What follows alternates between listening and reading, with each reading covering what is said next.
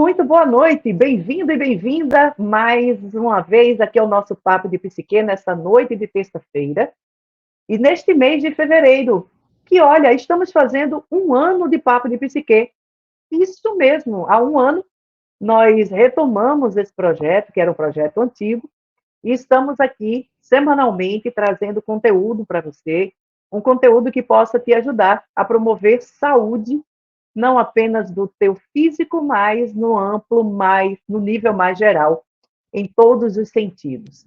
Então, o Papo de Psique é esse espaço onde a gente fala sobre saúde mental integrativa e também sobre espiritualidade, porque ela também nos ajuda na manutenção da nossa saúde.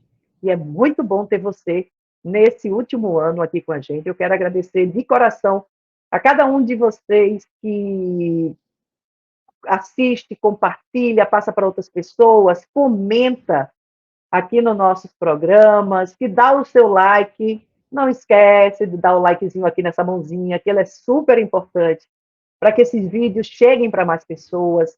Muito obrigada. É bom demais ter você aqui conosco. E lembrando que você também pode sugerir temas aqui para o nosso canal, para o nosso papo. Você pode utilizar tanto o nosso Facebook como o nosso Instagram, tem lá o Papo de Psique, onde você pode nos seguir e também pode, através lá do direct das mensagens, passar aí sugestões de temas que a gente sempre gosta de atender ao pessoal que nos assiste aqui.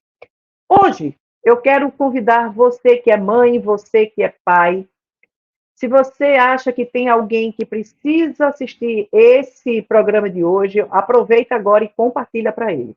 Porque nosso papo hoje vai ser a partir desta pergunta: quanto tempo o seu filho, seja ele criança ou adolescente, está passando diante de uma tela? Você já parou para avaliar isso? Você já parou para avaliar o impacto que esta tela aparentemente inocente, que tem ali os joguinhos coloridos, que tem ali o videogame, que tem ali o filmezinho, que fica entretendo o seu filho quando você sai e que quer deixar o menino quieto, e aí você dá o celular para ele ficar quieto? Você já parou para pensar no quanto essa tela aparentemente inocente pode prejudicar o desenvolvimento da sua criança ou do seu adolescente? É sobre isso que a gente vai conversar hoje. E para a gente falar desse assunto, nós convidamos ela, que é pedagoga, também é psicanalista, e ela também é fundadora da Companhia do Lazer, que vai estar com a gente aqui agora, que é a Rose Jarão. E eu agradeço desde já, Rose, por estar conosco. Seja muito bem-vinda, Rose, aqui ao Papo de Psique. E eu esqueci de perguntar se era Jaroque ou Jaroqui. Jaroque, acertou. Só falei certo. Certíssimo. A gente nem combinou e você falou super certo, não foi? Deu tudo certo. Então, obrigada pelo convite, né? Bacana participar aqui desse espaço seu. E fiquei muito feliz de estar contribuindo, e na realidade a gente vai trocar algumas ideias, né? Não só enquanto profissionais que somos, mas enquanto mães, enquanto mulheres, né? Enquanto educadoras, enquanto empresárias. Eu acho que tudo isso é bem significativo dentro dessa perspectiva, né? O quanto as telas estão impactando, não só as crianças, obviamente, mas a todos nós. Precisamos aí fazer uma reflexão bem profunda, né? Nossa grande preocupação é com as crianças, porque as crianças são, sem dúvida alguma, o futuro de amanhã. Mas eu acho que todos aí, todos nós, e me incluo também nesse processo, precisamos fazer aí essa reflexão, né? Então, acho que vai ser um papo legal. Vamos lá, e é verdade, né? Porque nós, enquanto, por exemplo, adultos e enquanto profissionais, hoje somos muito dependentes das telas. Sim. Para o nosso trabalho profissional, seja através de um WhatsApp, seja através de uma rede social, onde a gente precisa se comunicar com os nossos clientes, seja através de videoconferências, que agora também se realizam, né? Hoje há essa facilidade da gente ter videoconferências com pessoas que estão distantes e a gente poder fazer isso sem sair de casa através de uma tela. Mas é fato que nós estamos com uma sociedade onde o excesso está se fazendo presente, né, Rose? Assim, quando a gente começa a pensar em excessos e falar em excessos, a gente se consegue pensar, por exemplo, eu consigo, né, particularmente pensar de uma forma bem, bem ampla, né? Os excessos, eles estão nos perturbando, né, o tempo inteiro. Então, é o excesso de informação, é o excesso de telas, é o excesso de cuidados, é o excesso de comida, é o excesso de influenciadores que não influenciam nada. Então, é o conjunto do... Estamos no momento de excessos, né? Eu acredito, sim, que a pandemia deu uma potencializada nisso, um processo que talvez demoraria uns 8, 10 anos, ele encurtou, né? E por questões óbvias de sobrevivência de todo mundo, ele trouxe aí para nós uma realidade que ainda não estávamos prontos, estávamos nos preparando para, né? E aí essa desculpa, que é uma desculpa verdadeira em relação às famílias, ela se fortaleceu nesse período. Assim, eu preciso utilizar a tecnologia para que a criança tenha aula, ok, ótimo, maravilhoso, perfeito. Eu preciso usar a tecnologia para trabalhar dentro de casa, massa, né? Então, todo esse processo que fomos colocados dentro, ele nos obrigou a uma nova realidade. Uma realidade que estava, sim, sendo construída, mas que ela ia demorar um pouquinho, né? E aí, de repente, toma, essa bronca é sua e resolva. E aí o que nós percebemos, o que eu percebo enquanto educadora, enquanto empresária, é que as nossas crianças, né, os nossos jovens estão cada vez mais dependentes dessa tecnologia, estão cada vez mais reféns dessa tecnologia, e os pais, no contraponto, eles não estão conseguindo aprender a lidar com esses nãos, né? Como é que eu falo não? Eu costumo dizer sempre que o educar é um processo de dizer não, não é um processo de dizer sim. Então, talvez se você disser mais não para os seus filhos, você está educando mais do que o sim. Eu acho que é uma reflexão que vale a pena pensar. Quantos nãos eu falo?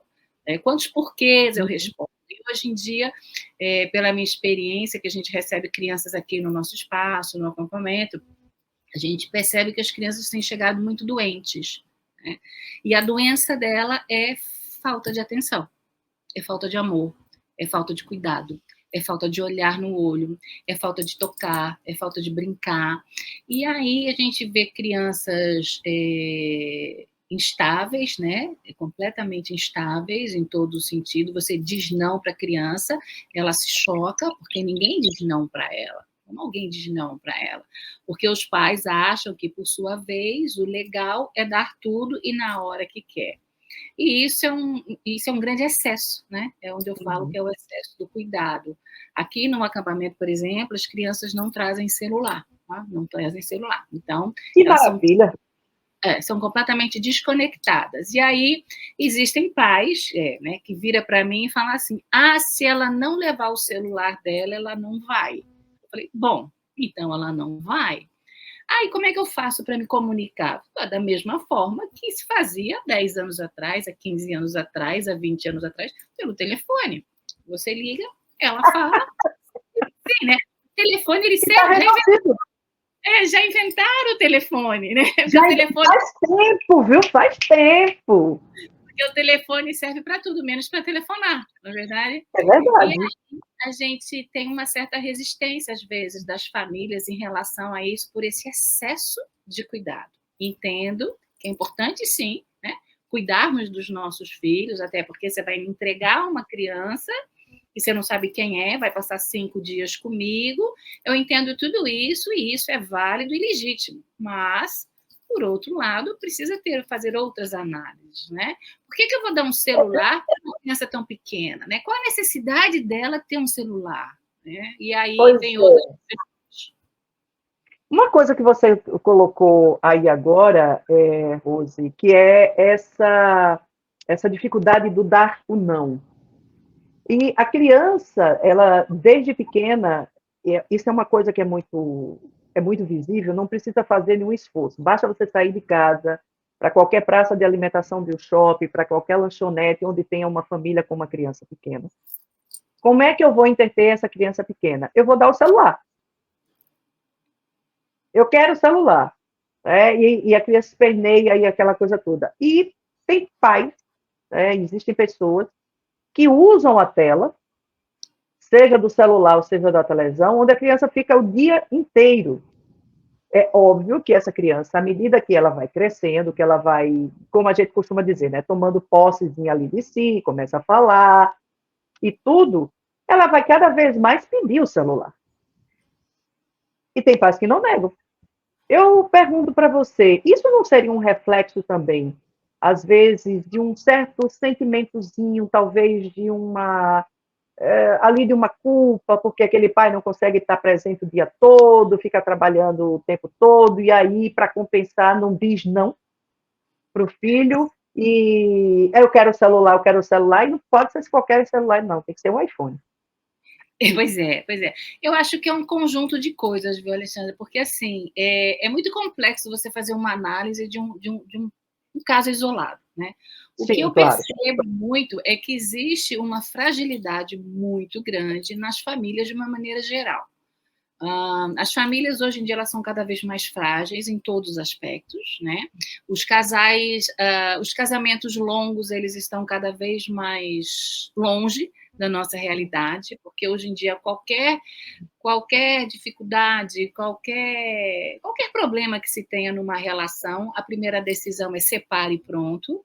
Né? Então, as relações são muito frágeis, né? Estão sendo muito frágeis. E aí você vê, né? O despreparo das pessoas, casando muito jovem, ou casando muito velho, ou não casando, a quantidade de informações, tem muitas coisas que precisam ser avaliadas.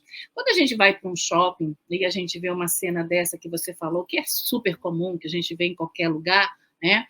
A percepção que eu tenho é exatamente essa. Eu quero me livrar daquela criança, eu quero me livrar daquilo, e a maneira mais fácil que eu tenho de me livrar é entregando o celular para ela, ela não vai me chatear. E aí, se você faz qualquer questão, e ela vai fazer o quê? Aí eu trago para mim a realidade. O que eu fazia com meu filho quando eu ia para um restaurante, né, com ele? A gente brincava, a gente conversava, brincava de desenhar, a gente brincava de palitinho, brincava de dobrar guardanapo, brincava de contar isso.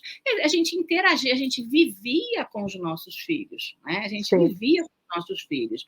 E a vida inteira eu saí para jantar, para almoçar com os meus pais, porque nessa época nem imaginava, né? Mal se tinha telefone sem fio, quanto mais celular.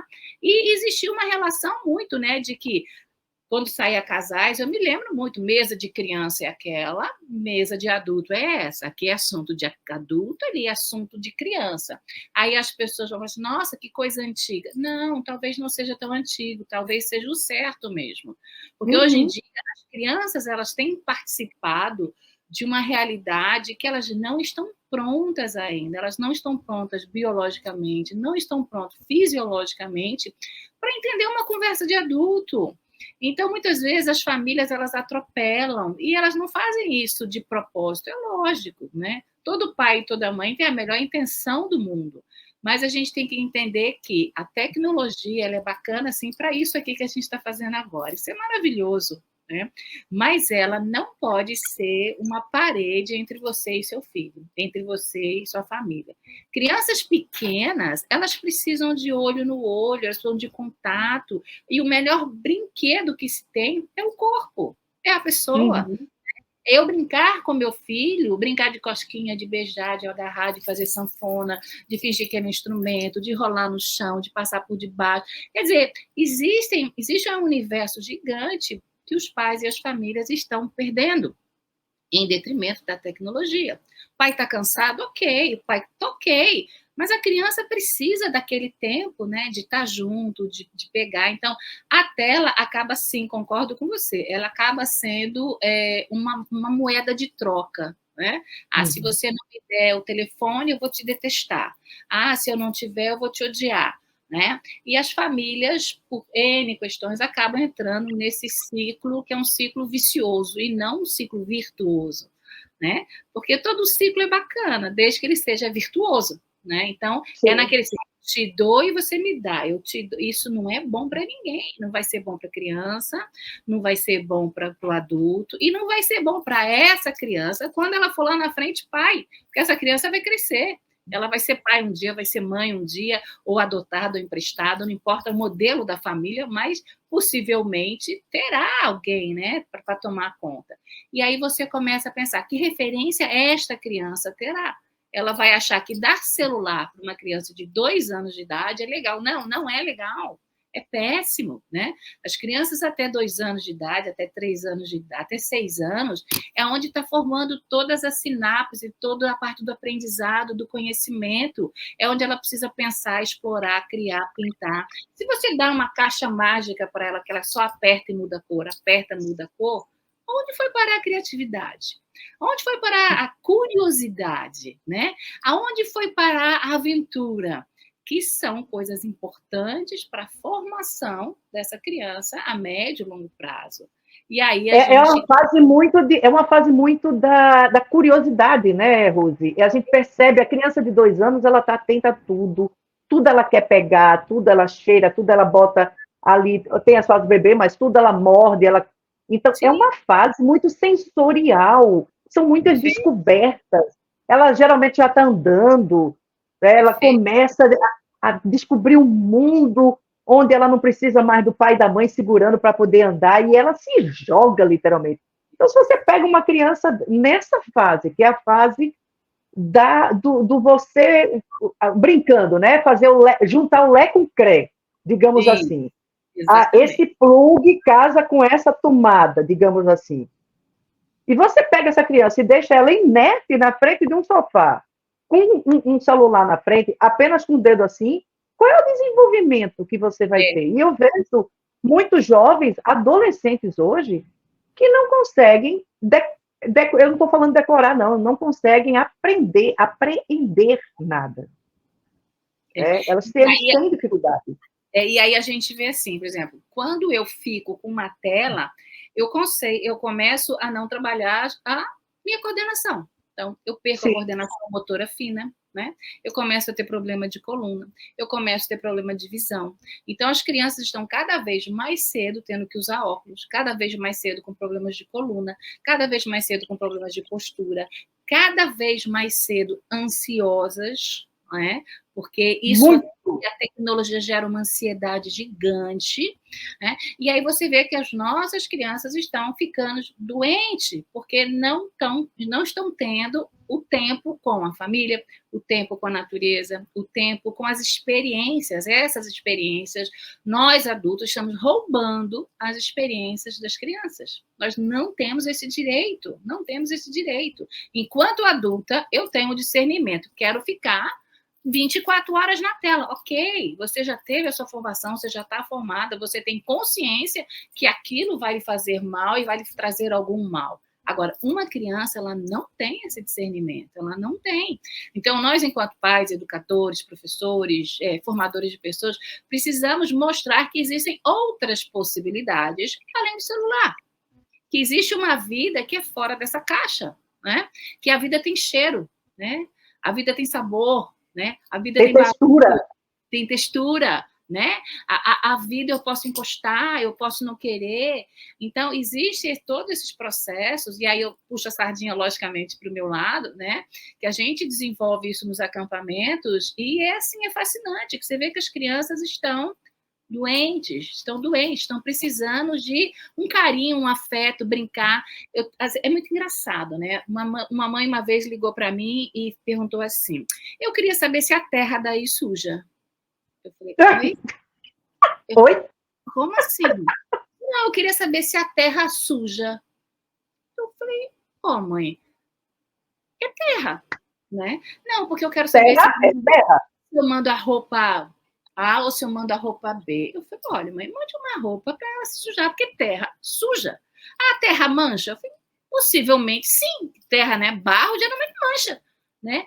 Porque, sabe? Então, assim, aí você vê nessa fala dessa mãe, você fala que possivelmente esta mãe também nunca se melou com terra, né? Não. Então, isso para ela é uma coisa assim, nossa, o menino vai pisar na lama, né? Para quê? Se eu moro num quadrado do quarto, no quadrado do condomínio, no quadrado do bairro, no quadrado do shopping, no quadrado... Tudo pavimentado, não mela nada. E aí você vê assim, que experiência... Olha, muito engraçado. A gente tem muitas árvores aqui. A quantidade de criança que passa 3, 4, 2, 3 horas em cima de uma árvore é uma coisa fascinante. Ela sobe em cima da árvore para bater papo, não é? Gente, isso é o máximo, né? Porque assim, nunca vi uma árvore sequer. A primeira vez que vai subir, né? Como é que eu faço? Como é que eu subo? Como é que eu desço, né? E aí você vê que com o passar dos dias a criança vai se apropriando daquilo, vai se empoderando e vai conseguindo achar maneiras de brincar, maneiras de interagir. E os relatos, assim, nem sentir falta do celular, claro, porque o celular está sempre sendo utilizado como uma recompensa de algo que não é oferecido, né? Então, muitas vezes, esse que algo... geralmente é o afeto. Que geralmente é o afeto, geralmente é o tempo, né? E aí, quando eu falo em tempo, eu estou falando em tempo de qualidade. Mas a gente trabalha o dia inteiro, ok. Mas quando você chega em casa, você se desconecta de tudo e dá uma atenção ali para o seu filho, fala assim, o que você fez na escola? O que aconteceu? O que você brincou? O que você aprendeu? Deixa eu ver a tarefinha. Que seja 10 minutos, mas que seja 10 minutos verdadeiros, né? Não é assim... Ali, intenso, né? Ô, Rose, tem uma coisa que você estava citando, essa questão, eu achei muito curioso, essa coisa de você dizer que dentro dos acampamentos que você faz aí na Companhia do Lazer, vocês dizem aos pais que vai ter que ficar com o celular em casa. E eu estou imaginando aqui a celeuma inicial, porque eu tenho dou aula de vez em quando para jovens, para adolescentes. E eu já coloco no primeiro dia que dos acordos de dias é não usar o celular. Mas é literalmente uma coisa que é maior do que a vontade deles. E aí, um certo dia, numa das turmas, eu cheguei e disse assim, gente, todos os celulares aqui em cima do birô. Para quê? Não, é para uma atividade que a gente vai fazer. Bota aqui todos os celulares aqui. Não, a gente vai ficar com o celular aqui durante a aula, vai ficar aqui em cima do birô. A gente vai poder pegar no intervalo, eu digo, ainda não sei, daqui para lá eu penso. Mas vamos deixar o... Foi um pânico. Foi um pânico.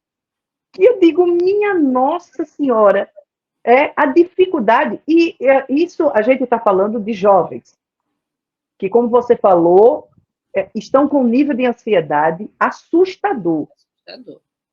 Assustador. Eu confesso a você que assim, eu dou aula para algumas turmas de adolescentes e eu tenho me impressionado, em alguns momentos ficado assustada, com questões como síndrome de pânico, fobia social, o transtorno de ansiedade violentíssimo, assim, uma coisa assustadora. E quase todos tomando medicação, né? Medicação pesada.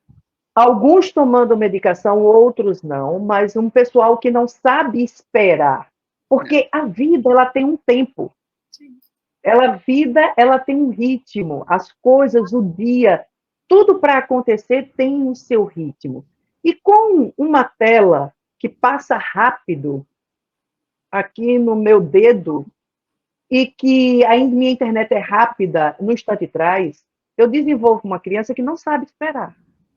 É assustador. A gente aqui dentro do processo, né, que a gente convive mais, uma vez tinha uma criança que ela estava sentada assim, estava com uma cara meio aborrecida, né? Aí eu passei perto dela e falei assim, o que foi? Aconteceu alguma coisa? Aí ela falou assim, não, tia, não aconteceu nada não. Aí eu falei assim, o que foi? Então, tá tudo muito chato. Aí eu falei, por quê? Não tem nada para fazer. Aí eu falei, mas ó, tá tendo... Aí eu falei, né? Tá tendo piscina, umas 5, 6 coisas que estavam acontecendo, né? Aí ela falou, mas eu não quero fazer, quer dizer, isso já é sintoma da abstinência do celular, da tecnologia, claro, né? Mas não tem nada para fazer. Eu falei assim, e se você estivesse na sua casa, você estaria fazendo o quê? Eu estaria jogando, né, tia? Eu falei, entendi. Tá, então vê se você consegue brincar de alguma coisa. Aí ele virou para mim e falou assim, e como é que brinca? Nossa! Então, assim, né, como é que brinca, né? Eu falei, você brinca assim, você chega perto de um amiguinho, começa a conversar com ele, e aí depois vocês vão jogar uma bola de gude, não sei o que. Né? Quer dizer, assim, né, a inexperiência e a falta de experiência dessas crianças estão tornando elas seres solitários, seres depressivos, seres com ansiedade. Aí a gente tem um movimento que a gente não se socializam, né, Rose? Começam a ficar isoladas, porque eu, com o meu celular, eu não preciso de ninguém, eu brinco sozinha, né? E quando eu saio desse universo, eu tenho que estar com o outro. Aí a gente tem um movimento aqui que a gente tem um dinheirinho, que a gente chama lazer, e tem um dia que a gente abre um banco, né? Para eles receberem e tal. E aí tem a fila, né? Obviamente, tudo isso é uma coisa que é pensada. Aí a menina fica assim, essa fila está demorando muito, que essa fila não anda, que não sei o quê. Bem-vindo ao mundo real, né? Por que a gente não pode fazer pelo celular, né? Eu falei assim, sim, mas nem tudo na vida você resolve pelo celular, ok, banco, muito... mas não é assim, né? Se você quer pegar um empréstimo, se você quiser pegar um empréstimo, você vai precisar, mesmo que não esteja na fila, você vai precisar conversar, apresentar um projeto, isso leva tempo, isso demanda tempo, né? Então, todo esse processo de aqui e agora é muito agravante, porque as pessoas acham, as crianças acham, e grande parte dos pais acham que tem que ser o aqui e agora. E dentro dessa perspectiva, a gente fala muito dos pais helicópteros, né? Que são os pais que o filho faz, o helicóptero desce com o pai. Na mesma hora. Eu tive um caso aqui, Alexandre, impressionante. A criança ligou para o pai, pediu para ligar para o pai, aí ligou. Aí ela falou alguma coisa com o pai e tal, não sei o quê, ela estava meio aborrecida, aí depois eu peguei a ligação, eu falei assim, que foi? Ela está meio chateada, aconteceu alguma coisa? Não, não aconteceu nada. Deve ser coisa de menino, né? Eu quero ir para a direita, a coleguinha queria para a esquerda, coisa do dia a dia, né? Que daqui um pouco ela vai, mas não aconteceu nada com ela. Eu falei assim, não aconteceu absolutamente nada, ela está bem, não aconteceu nada. Ela só está, que eu estou achando que ela está meio triste. Eu falei, mas ficar triste também faz parte, ficar triste também é bom, se frustrar também é bom, né? Gente, a vida frustra a gente todo dia. Toda hora. Você é chamado para esse papo e pode estar frustrado com o papo. Pô, não deu certo, faz parte da vida. Passou, desligou. Não deu 40 minutos, o pai chegou aqui. 40 minutos. O tempo dele sair de Recife e vir para cá, o nosso espaço que é em Porto de Galinhas. Aí quando ele chegou, eu falei, como é um pai que a criança sempre vem, o que é mais agravante ainda, a criança sempre vem, ele já conhece, né? Quando ele chegou, eu falei, eita, que pai helicóptero danado. Aí, foi péssimo, né? Eu falei assim, foi, mas vamos lá. Aí trouxe ele para o escritório, que é esse ambiente que a gente está aqui, e chamei a criança. Aí, quando a criança veio, esse escritório ele é todo de vidro, então a gente vê tudo que está lá fora. Aí, quando a criança vem vindo e vem o pai, ela já faz um bico. Tá vendo? Né? Um bico. Aí abre a porta e diz assim, o que foi, hein? Com a mão na cintura assim.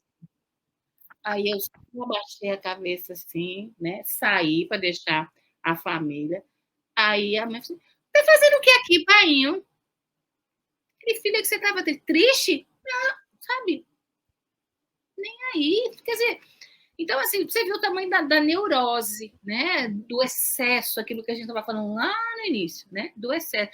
A menina veio, aí o pai disse, eita, perdi minha viagem. Eu falei, pois é, né? Você não acreditou em mim? Ele disse, não é questão de acreditar, é que eu fiquei preocupado. Enfim, aí você não sabe, né? Porque aí a gente tem que cuidar, sim, das crianças, mas claro. nós, sim, cuidar dos adultos que estão cuidando dessas crianças. Né? Rose, o que você observa, aproveitando essa experiência que vocês têm aí com esses acampamentos de férias e tudo? O que você percebe? Você me falou, por exemplo, que elas chegam adoecidas, né? Emocionalmente muito carentes de afeto, carentes de contato, carentes de tato. Mas a gente indo para uma parte cognitiva, que limitações vocês percebem nessas crianças? Você citou uma que, assim, é tão doido a gente imaginar, e a gente sabe que isso acontece hoje, porque, infelizmente, as crianças estão enclausuradas, seja pela questão da violência, de pais que muitas vezes são neuróticos, quando entram de férias, vão para locais que não permitem às crianças correr, gastar energia, e aí todo mundo tem TDAH hoje, né? Sim, todo mundo é diagnosticado com TDAH, o que tem muitas vezes é a energia, a criança está com a energia contida.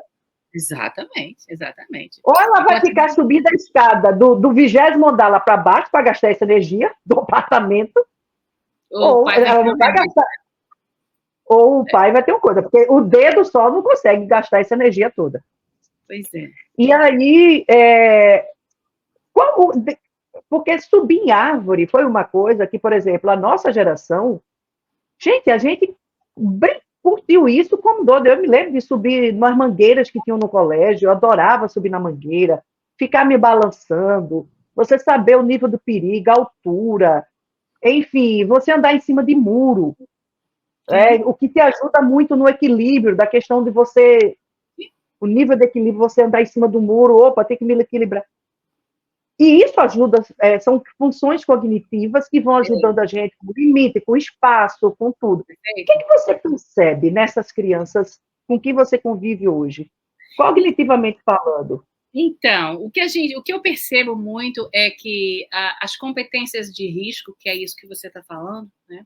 As competências de risco, elas estão sendo esquecidas, estão sendo super protegidas pelas famílias e pelas escolas, né? Então, hoje em dia, uma criança subir num balanço, ela não pode, porque ela pode cair.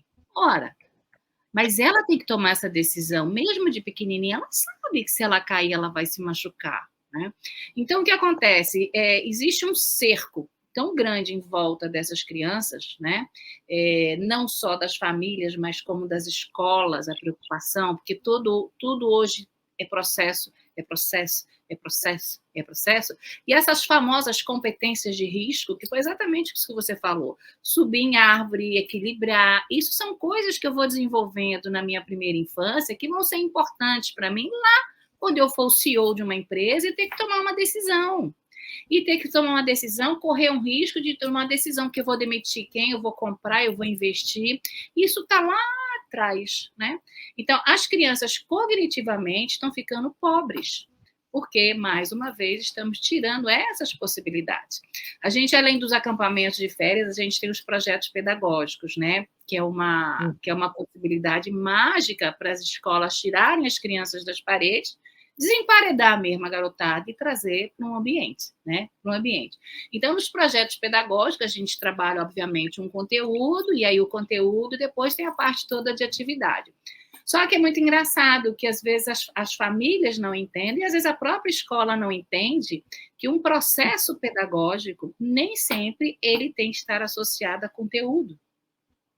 O processo pedagógico é eu entender que a criança vai respeitar o outro. Isso é educação. Isso é educação para a vida. Isso é educação para se você se tornar um cidadão feliz. É eu respeitar o outro, é eu respeitar. Está faltando muito hoje.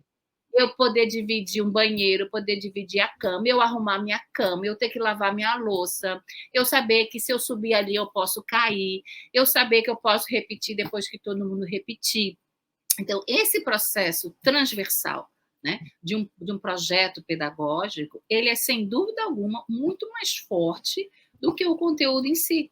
Porque o conteúdo em si, na realidade, está nas caixinhas mágicas, né? É só dar um Google que ele vai vir. Mas a experiência de como eu vou trabalhar esse conteúdo, como eu vou interagir com o meu colega, isso as escolas, de uma certa maneira, estão, né, deixando isso perdido, as famílias não fazem isso e as crianças estão ficando desamparadas, porque é fato que hoje em dia a escola ela não entrega mais conhecimento. Isso foi na minha época, na sua época. Hoje em dia a escola não tem esse poder. Né? Porque o conhecimento não está na mão do professor, o conhecimento está na mão do Google. Acabou, acabou, acabou. Então, isso é fato. Agora, qual a função da escola, então? A função da escola é essa, é fazer com que a criança pegue esse conteúdo, sabe, e traga de uma forma conectada para a vida. Né? Por que eu estou aprendendo matemática? Qual a função da matemática na minha vida? Qual a função, né, de aprender física? Qual a função de aprender biologia? Por que eu estou aprendendo isso? Então, se as escolas não entenderem, algumas sim, outras estão muito longe, outras estão muito bem, né? Então, como a gente recebe muitas escolas, a gente vê assim que as diferenças são gritantes, né? Então, tem escola que entende que, mais do que um conteúdo, a função dela é trabalhar as conexões, é trabalhar as relações, é trabalhar as experiências, porque é isso que vai fortalecer você enquanto pessoa, né? Isso que vai lhe dar poder, que vai lhe empoderar, né? Uma palavra super moderna, né? Precisamos empoderar. Como é que você vai empoderar alguém dando uma caixinha para ela ficar o dia inteiro? Como é que você vai empoderar alguém se a criança não pode decidir se pode subir ou não numa árvore? Como é que você quer empoderar alguém dentro de casa se a criança não pode botar a roupa que ela quer? Tem que ser a roupa que você quer. Né? Então, assim, são muitas coisas que estão de uma forma muito transversal e às vezes as escolas não percebem, as famílias não percebem. Tem criança que fala assim, meu filho não come nada. Ok, uma ótima oportunidade para ele vir para cá e experimentar novos sabores. Seria se a mãe não mandasse uma mala de biscoito. Ora, ao mandar uma mala de biscoito, eu estou dizendo o que para o meu filho? Olha, você não precisa comer aquilo, você come o biscoito. Agora, se você não tem o biscoito para comer, a fome vai chegar, né? Ninguém vai você vai ter que comer alguma coisa. Isso, e ninguém morre de fome com uma mesa farta, né? Claro. Se não tem X, eu tenho Y. Se não tem Y, eu procuro X. E aí, todo esse processo de empoderamento, ele é legítimo, né? E isso, eu estou preparando essa criança para enfrentar um problema. Se quando eu viajar, como é que vai ser? Eu não vou viajar nunca? Né? Como é que vai ser? E quando essa criança viajar também sozinha, né? Porque ela também tem que aprender a se virar. Sim. Porque é o desenvolvimento da competência, da autossobrevivência, da competência da autossobrevivência. E, de uma certa forma, quando a gente brinca ali, por exemplo, a gente brinca de pega, a gente brinca de bola, a gente está desenvolvendo aptidões que nos ajudam em determinados momentos da vida. Agora, eu queria destacar também, Rose, uma outra coisa que tem me chamado muita atenção. A reclamação da falta de memória. Sim. E aí eu não estou falando só de crianças e adolescentes, eu estou falando de adultos jovens, porque eu também leciono para pessoas adultas, adultos jovens, que dizem assim, qual é o seu principal problema? O que é que você gostaria de melhorar? Não, memória. Eu não consigo decorar nada. Eu digo, mas aprender não é decorar. Aprender é uma outra coisa. Decorar não significa aprender. Decorar, eu decorei algo para ser uma técnica, né? Uma técnica que você desenvolve e pronto. Decorar, eu estou apenas pegando um conteúdo, estou decorando aquilo para reproduzir aquele conteúdo. Memorizar é outra coisa. Você literalmente aprender a coisa. A tela, esse uso contínuo, essa falta de esforço mental para você, vou usar de novo o termo, você juntar o Lé com o CRE e saber que ele vai dar alguma coisa. Isso pode estar contribuindo para essa baixa memória que a gente está tendo hoje, não só crianças e adolescentes, como jovens, os adultos mais jovens. E adultos, né? E adultos, sem dúvida alguma. Assim, quando a gente entende que o volume de informações que a gente tem hoje, né, num único dia, ele há um século e meio atrás era um conjunto de informação que a gente tinha em 5 anos, em 10 anos, né? Recentemente teve uma pesquisa aí do New York Times que ele trouxe um dado assim, mais bem assustador, eu não me lembro exatamente, mas era uma coisa assim absurda. Então, assim, a quantidade de informações que essas telas nos dão, né? Que essas telas nos dão num simples arrastar, né? Ela está trazendo prejuízo para o nosso pensar. Né? E é muito engraçado. No acampamento, no último dia, a gente coloca um painel para eles colocarem os telefones deles para trocar, obviamente, é uma oportunidade de você fazer conexão. A grande maioria das crianças não sabe sequer o seu telefone. Número. O seu número. É uma coisa impressionante. Assim, tia, posso pegar o meu celular ou posso ligar para o meu pai para poder perguntar o meu telefone? Eu falei, como assim? Você não sabe o seu telefone de cor? Não. E você sabe o seu endereço de cor? Não.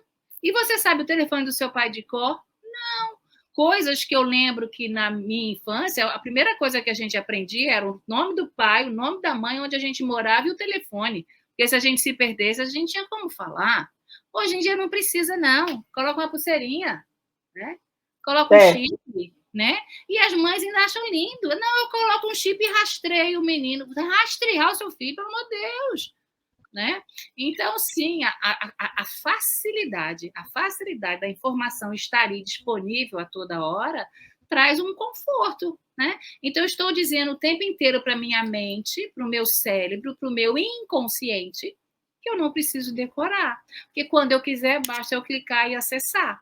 E aí, né, Freud explica, né? Se está no meu inconsciente, eu não tenho acesso. E se está no meu pré-consciente, eu tenho acesso. Mas para isso eu preciso ter consciência. Então, se eu não tenho consciência disso, eu vou estar sempre dependendo de uma rede de Wi-Fi. Aí fala assim, e se a bateria do celular acabar? Vai fazer como perdido no meio da rua? Né? E a Como é gente que volta para casa? como é que volta? E a gente hoje em dia entra num táxi, né? Num táxi, perguntando, moço, onde é a rua tal? Sei não, né? Coisa que há 20 anos atrás, né? 20 anos atrás, o táxi, que era táxi mesmo, você falava a rua, eu sei onde é. Hoje eu sei, não, eu ponho no Waze. Quer dizer, uma dependência. Estamos nos tornando seres, além de doentes, dependentes das telas.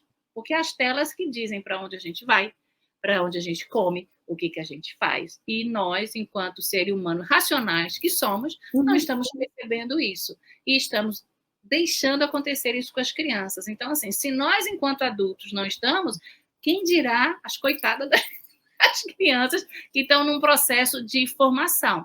E aí não sabe nada, não consegue decorar, não consegue ler, não consegue nada, porque estão sempre sendo bombardeadas com excesso de informações o tempo inteiro. E não pensam. Você falou, a gente está dependente, a gente está completamente carente do coisa, e a gente também não está pensando. E aí eu fico pensando, eu fui resgatar aqui, eu tive a curiosidade de resgatar a matéria, achei aqui no site do G1, a matéria que saiu recentemente, que chocou todo mundo, né? Isso foi uma matéria que saiu em... Engraçado, nem é uma coisa tão nova, mas o livro do neurocientista francês Michel Desmourguet, que é diretor de pesquisa do Instituto Nacional de Saúde da França, ele apresenta dados concretos e de forma conclusiva, mostrando como os dispositivos digitais estão afetando seriamente para o mau desenvolvimento neural de crianças e de jovens. E as evidências já são palpáveis, né? A informação que chocou o mundo. Há um tempo que os testes de QI apontam que as novas gerações são menos inteligentes do que as anteriores. É uma dificuldade de raciocinar no simples, de raciocinar, de fazer processamentos simples, básicos, que a gente percebe no jovem.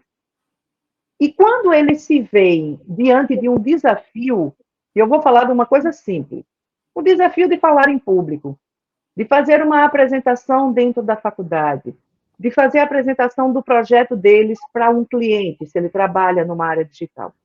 É um pânico. É um pânico. O principal medo que toma, existem outros, e a gente sabe que o fato, a dificuldade de se expor, ela contempla várias nuances que são pessoais, né, são intrínsecas da pessoa, mas quando a gente leva para o exterior, a principal reclamação é meu medo de esquecer, porque me dá um branco, porque as palavras não saem. E aí eu faço uma pergunta, geralmente para os alunos: você lê? Não. Eu digo, como é que você quer ter palavras para dizer? Se você não está armazenando conteúdo para usar. A gente costuma falar assim numa linguagem, né? Eu trabalho muito com os treinamentos também e tal, e a gente costuma falar muito. Nós precisamos ter musculatura, né? Para conversar sobre um assunto, precisamos ter musculatura. E a nossa musculatura do conhecimento é o nosso cérebro. Né? É o conhecimento que a gente coloca para dentro. Então, se eu leio muitos livros, eu vou ter um conjunto de palavras maior, né? Porque eu estou né, colocando músculo, colocando, né, ferramenta para dentro do meu cérebro. Quando eu for usar uma palavra, eu pego uma palavra que veio daqui, vou lá, opa, isso aqui eu escutei um dia, e vou fazendo toda essa construção. E aí, quando a gente fala, né, nos jovens, na falta de experiência, na falta de leitura, na falta de, né, na falta de tudo, né, semana passada, anteontem, meu filho veio me mostrar uma coisa que viralizou. Eu não assisto já há algum tempo televisão normal, eu tirei isso da minha vida, me fez um bem enorme. né? Não assisto, eu assisto filme, assisto um jornal ou outro, mas televisão realmente tirei isso da minha vida, porque não estava me agregando em nada, enfim. E aí ele veio me mostrar uma cena que virou um meme do Big Brother, né? Do Big Brother. Não sei se você viu, foi uma mocinha fazendo um sanduíche, né? Não, vi Naquela não. sanduicheira, naquela sanduicheira que você vira assim, né? Bem antiga, que você, Sim. aquela que você abre, você coloca, e você coloca de um lado e vira do outro. Veja como essa pessoa. Aí o pessoal achou isso muito engraçado, mas isso não é engraçado. Isso é grave, isso é alarmante, isso é assustador, né? Ela botou, né, o negócio para fazer o sanduíche e fechou. Aí ela achou que a parte de baixo já estava queimadinha. O que, que ela fez? Abriu, pegou o garfo e virou o pão. E fechou. Sim. Ao invés dela só virar, né? Não, ela abriu. E todo mundo. E virou um meme, viu? Todo mundo dando risada, né? Ah, porque é loura, e a moça, né? Uma moça loura, aí entra todo o preconceito, essas brincadeiras, enfim, essas coisas. Mas assim, eu falei assim, gente, vocês não estão entendendo. Isso é muito mais grave do que qualquer outro tipo de coisa. É o retrato dos nossos jovens. Eles não têm experiência, eles não sabem sequer como é que faz uma. Né? E aí a falta de leitura, né? A falta de. A gente costuma falar assim, né? A pedagogia está para as crianças, assim como a andragogia está para os adultos. O adulto ele só aprende o que faz sentido para ele. Ele só aprende o que ele quer. E só ele aprende se ele consegue aplicar. Então, se nós, educadores, não entendermos isso à medida que os jovens vão crescendo, a gente tem que entender que os adultos eles aprendem de uma forma diferente. Só que o que está acontecendo? Hoje em dia, os adultos não sabem nem o que querem, não sabem nem para onde vai, não juntar nem o Lé com o Cré, né? Então, aquilo muitas vezes não tem significado para ele. Então, aí, por que ele vai ler esse livro? Né? Então, não consegue fazer. Como eu não trabalhei isso lá na infância, eu não consigo mais fazer as conexões. O que esse livro pode trazer de conexão para a minha vida? E aí vira esse imbróglio todo, né? Olha, duas coisas. Você estava falando e eu me lembrei. A primeira com relação a isso. Um aluno para mim uma vez chegou e disse assim, mas professora, veja, se eu assisto aula através de um vídeo, não tem o mesmo efeito de eu estar lendo? E, só abrindo parênteses, eu vi alguém falando dia desse que, assim, que é uma geração nova, que você não pode obrigar ela a simplesmente ler tudo. Só que eu fechei o parênteses. A leitura, ela dá algumas coisas para a gente que o vídeo não dá. Por exemplo, quando eu estou lendo um livro, eu tenho que desenvolver a minha atenção. Então, a primeira coisa que eu vou desenvolver é foco. Porque eu tenho que estar 100% dentro daquilo que eu estou lendo para que eu possa entender o que eu estou lendo. Senão, eu simplesmente passo por um monte de letras e depois, eita, o que foi que eu li? Deixa eu voltar aqui para o começo. Então, essa é a primeira coisa. Então, ele já vai ajudar numa coisa chamada foco. A segunda coisa, quando eu tenho foco, eu vou ter atenção. O meu cérebro vai parar de pensar 200 coisas para pensar uma. Então, eu automaticamente vou diminuir a ansiedade, que é a aceleração mental. Eu aciono muito mais áreas do cérebro. Vou desenvolver a paciência, né? O Eu vou esperar. desenvolver. E outra, a capacidade de ver, né, Rose? Sim, Porque imaginar. da imaginação, que é a coisa mais rica que a gente tem. E, por exemplo, falar em público é você fazer as pessoas imaginarem aquilo que está sendo dito. Quando você faz a pessoa imaginar aquilo que você está dizendo e a pessoa entra naquilo, aquilo mexe com o emocional da pessoa, automaticamente você captou a pessoa. Você aciona a pessoa. Você acionou a atenção da pessoa para o que você está dizendo. Então, se eu não tenho essa capacidade de fazer isso com as pessoas, vai ficar difícil de prender atenção. E uma segunda coisa que eu me lembrei, isso que você estava falando da menina com a sanduicheira de fogão, eu me lembrei de uma coisa básica. Este equipamento, né, que se usa o tal do smartphone, ele também é um telefone. Sim.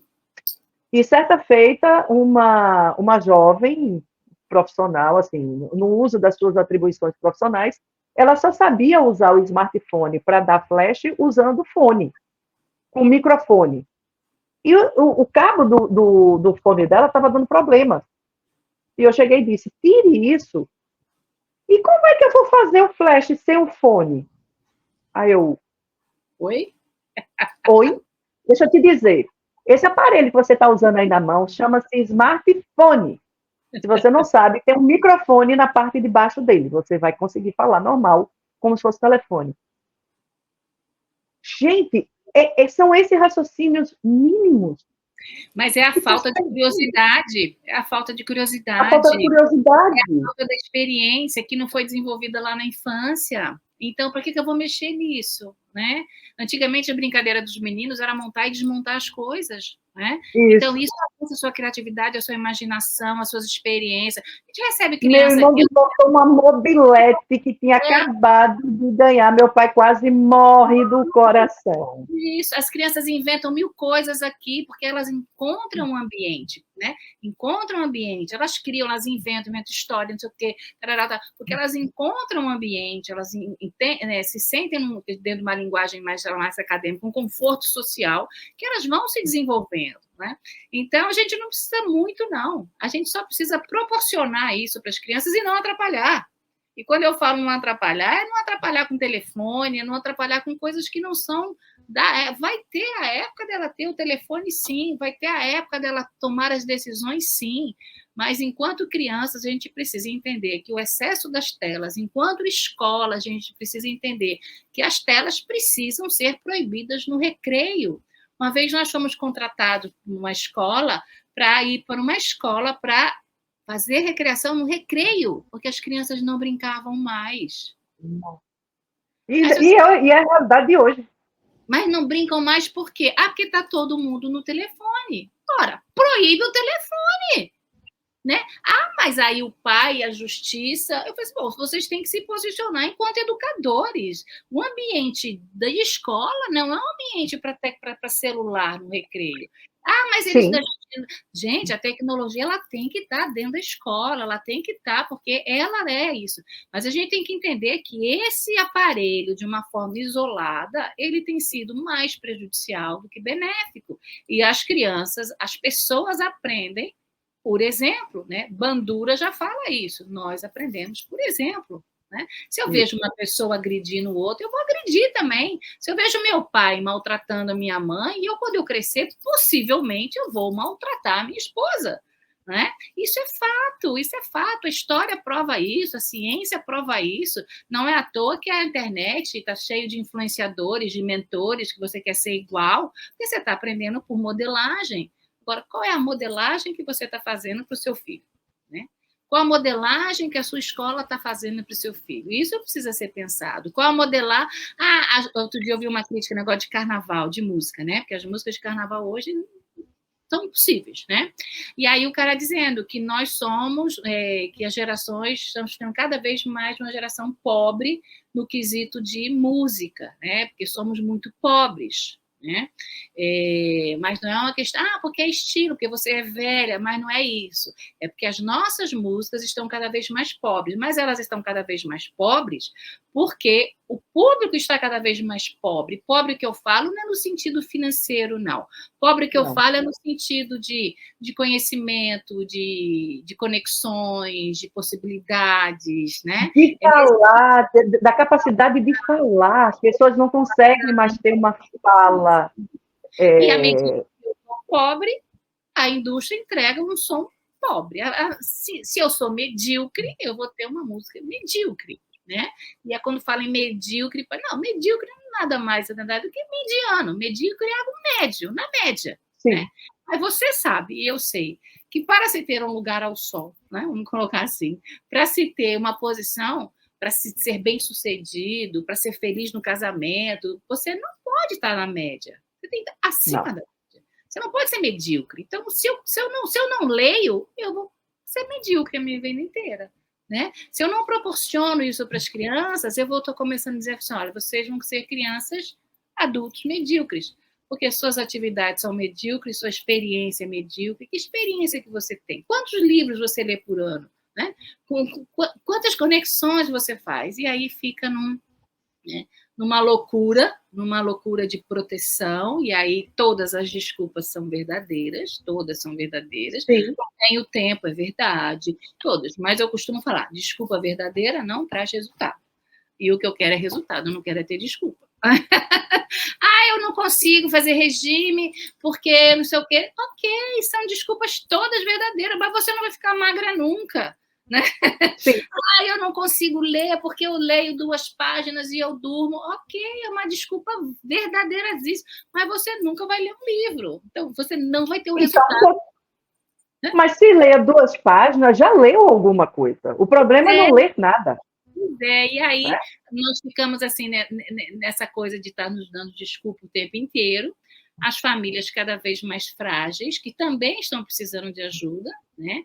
Os pais cada vez mais perdidos, porque acham que o gostar é o dar, né? E muitas vezes o gostar é exatamente ao contrário, é não dar, é não dar, é não dar, é não dar. Ô, Rose, qual foi a principal diferença que você sentiu no público que você atende, antes e depois da pandemia? Porque a gente viveu 2 anos muito reclusos. Não tem ninguém que não tenha saído com algum tipo de sequela dessa pandemia. Sim. Não existe, não existe. Não, eu não saí com sequela. Sim, está agressivo, está impaciente. Isso é uma sequela. Sim. Isso São sintomas, né, que muitas vezes a gente não percebe os nossos sintomas. Não percebe. Acha que é da normose, né? Fica ali na normose, acha que é normal e não é. O que você percebeu como principal diferença dessas crianças jovens antes e depois da pandemia? Eu acho que a solidão, sabe? A solidão coletiva. Eu acho que é uma coisa que me chama muita atenção, né? Das crianças que por aqui passam, dos jovens, né? Da fala das coordenações das escolas, dos pais, né? É uma solidão que ninguém está sabendo lidar, né? E muitas vezes ela está sendo maquiada pela companhia exatamente da tecnologia e pela falta de tempo, né? Eu acho que a conexão ela está muito perdida, né? Mas a conexão de verdade, né? Quantas e quantas vezes você sai com os amigos e sai todo mundo com o celular, né? Eu mesmo, hoje em dia, eu não levo meu celular, né? Agora eu vou sair com os amigos, para que eu vou levar o celular? Eu não tenho mais filho pequeno, não tem, sabe? Então, meu marido leva para alguma emergência, porque tem mãe que já tem uma certa idade, né? Ok, sabe? Mas a gente precisa muito se policiar também nessa perspectiva. Sim. Mas eu sinto que as crianças, de uma maneira geral, elas estão muito solitárias, né? E sinto que as famílias estão muito perdidas. Elas estão o tempo inteiro. Eu acho que a pandemia potencializou muito isso, né? O ter antes de ser. Então, a coisa do eu tenho telefone, eu tenho isso, eu tenho casa, eu tenho... sabe? E esquece de ser, né? Que eu sou, né? Então, às vezes, vem algumas escolas por aqui, ou às vezes até pai, e fala assim, mas vocês não têm ar-condicionado? Eu disse, não, os alojamentos têm ventilador. Nossa, que absurdo, pelo preço que cobra, que não sei o quê. Aí você já identifica que não é o seu cliente, né? E aí, qual é a minha fala? Eu falo, olha, a gente prioriza aqui o ser antes de ter. Né? Nós não vendemos cama, nós vendemos experiência. Né? Nós vendemos um projeto, vendemos uma proposta. Se você, enquanto escola, ou você, enquanto pai, não entende isso, não é para cá que você tem que vir. Você tem que ir para um resort. Não estou dizendo que é melhor nem pior. Eu só estou dizendo que é o que eu consigo entregar, é o que eu acredito enquanto proposta, enquanto, né, empresa. Então, aqui as pessoas, elas não vêm para ficar dentro do quarto. Muito pelo contrário. Elas são até, de uma certa forma, expulsas do quarto, porque o quarto não tem um conforto que deveria ter, mas porque o que eu quero é que elas convivam com os outros. As áreas de convivência são coletivas, as refeições são coletivas, os processos são coletivos, né? É gente com gente, né? Então, isso é que traz uma conexão. E aí, quando chega, às vezes, nos finais dos acampamentos, né, dos projetos, as crianças, no dia que vão embora, mas choram. mas é um choro, mas é uma coisa. Aí os pais falam, meu Deus, o que está acontecendo? Você está com saudade de mim? Não, é que eu não quero ir embora. E aí você vê, e aí essa última temporada isso me chamou muita atenção, sabe? Porque teve umas 4 crianças que elas choravam, mas elas choraram muito, muito, muito, muito. E aí, assim, e aí eu comecei a perceber, né, assim, fazer um retrospecto, né, do dia que ela chegou do dia que ela foi embora, né? Como a gente estava devolvendo uma outra criança, um outro adolescente, né? E quanto ela se superou e quanto ela se permitiu. Então, assim, na minha leitura, esse choro foi um choro assim, meu Deus, eu estou voltando para aquela vida que eu não quero, sabe?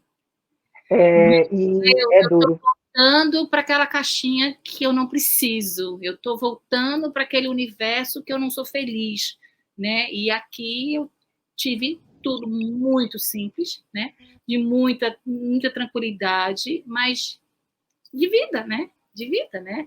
De olhar, de cuidar, de É a conversar. questão, é a questão de você ofertar à criança a vida de uma criança, né, Rose? Perfeito, Que eu perfeito. acho que essa é a grande mensagem que a gente precisa deixar aqui nessa nossa reta final, é que os pais entendam que a criança precisa ser criança. E não Isso, é numa tela que a verdadeira rede social não está numa tela. não está na tela, não está na tela. E digo Está naquela rede de balanço que você bota 3, 4 dentro da. isso. E às vezes o brincar não precisa comprar muitas coisas. Basta brincar com o que você tem, brinque com o seu corpo, brinque com... Porque o grande barato não é o brinquedo, o grande barato é você estar, né? A brincadeira que mais faz sucesso aqui é pique-esconde. É pique-esconde, as crianças amam brincar de pique-esconde, é só isso, mais nada, né? Então, o que vocês fazem? Não, a gente não faz nada, a gente só brinca. A gente só brinca do que é para brincar, só isso, né? Então, E se mas suja, se e se suja, suja, se suja, fica bota o pé frustrado, na areia. fica pé da vida porque perdeu, chora, arenga, faz parte. Aí depois está abraçando, está beijando, né? Então, são todos esses processos que nós, enquanto pais, enquanto mães, enquanto educadores, precisamos entender. As crianças precisam só de brincar. O que, de fato, elas não precisam é das telas. Elas não precisam das telas. Só isso. Rose, muito obrigada. Foi muito bom conversar aqui com você. Passou tão rápido que eu digo, meu Deus, já está acabando o tempo, não acredito. Falar horas aqui. Foi muito bom. Muito obrigada aqui pela tua participação. E vamos deixar aqui agora, como o pessoal pode te achar, né? A gente vai deixar aqui o arroba, né, aí da Companhia do Lazer, para quem quiser entrar em contato com você, eu também aí.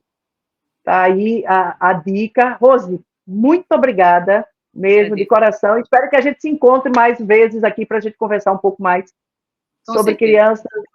Assunto que não falta. Não falta mesmo. Beijo bem grande para você. Obrigada, viu, pela tua presença. Obrigada a todos. Tchau, tchau.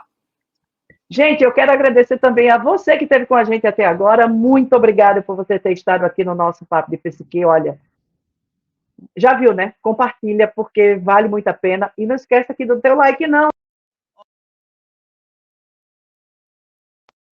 Que possa aí fazer com que esse vídeo chegue a muitos pais e mães que estão precisando desse conteúdo. Um beijo para você. Semana que vem tem Papo de Psique ao vivo. Fica ligada nas minhas redes sociais que a gente vai dizer o tema para você.